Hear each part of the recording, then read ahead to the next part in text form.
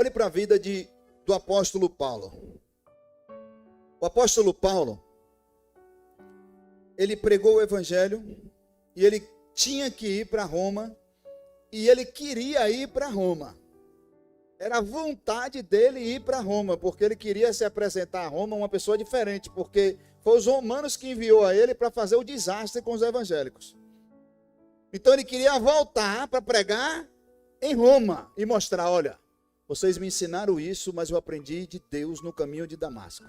Que eu estou perseguindo o Jesus verdadeiro. Então essa missão que eu estou fazendo aqui, que vocês me ensinaram, de destruir esse povo, que é um povo que está fazendo o correto, que o Deus vivo de verdade ensinou. Vocês ainda estão aqui no velho. Eu quero mostrar o novo para vocês. Paulo queria ir. Mas para Paulo chegar lá, ele enfrentou milhões de tempestades. Paulo passou por lugares que ele foi apedrejado.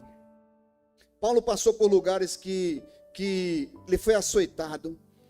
Paulo passou por lugares, por barcos que enfrentou tempestades e muitas coisas para chegar em Roma. E na cidade de Roma era o lugar que ele seria morto, degolado.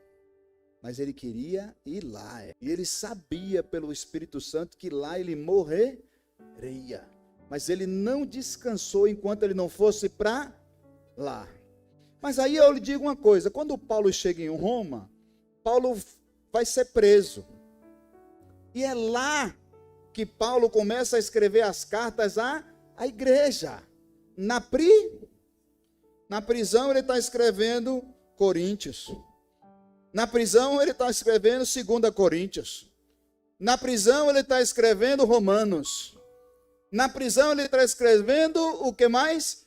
Gálatas, 1 Timóteo, 2 Timóteo, Efésios. Na prisão Paulo está escrevendo a igreja. Como? Como a igreja tem que ser. E foi na prisão que Paulo determinou para mim e a você, que se você fosse um cristão fracassado, você não venceria a guerra. Que exército você serve? O do Deus vivo ou o exército dos fracos? Porque o Deus que eu conheço, ele não perde batalha. O Deus que eu conheço é um Deus que ele vence todas as guerras. Antes de a gente guerrear, a Bíblia diz que antes do povo guerrear, só mandou tocar as trombetas e o povo mesmo se matou entre si. Davi, ele clamava a Deus, disse, Senhor, eu vou para a guerra, vá. Davi ia na frente, mas Davi ia com a certeza que Deus ia na frente dele. É por isso que ele voltava com a bandeira da vitória. No dia que Davi não foi para a guerra, foi o dia que Davi pecou. O guerreiro tem que andar na guerra. O guerreiro não pode ficar no palácio, no comedismo. O guerreiro não pode paralisar. O guerreiro não pode prostrar. O guerreiro não pode se render. O guerreiro não pode fracassar. O guerreiro tem que estar na guerra.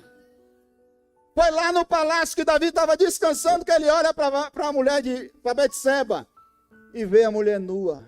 Por quê? Quando você está parado, quando você sai da guerra, você perde a vigilância. Entenda o seguinte, que a Bíblia diz, vigiai e orai. Primeiro vigia, depois você ora. Na guerra, você está vigiando o tempo todo, porque você está com medo de ser ferido, de ser atacado. E é na guerra que o diabo não te vence. É na guerra que o diabo não tem força contra você. É na guerra que o diabo está vendo, está indo, está lutando, está perseverando. Eu vou mandar o vento, mas continua. Eu vou mandar a tempestade, mas continua. Eu vou mandar a prova, mas continua. Eu vou mandar o deserto, continua. Vai faltar pão, mas continua. Está faltando dinheiro, mas continua. Você não para por nada.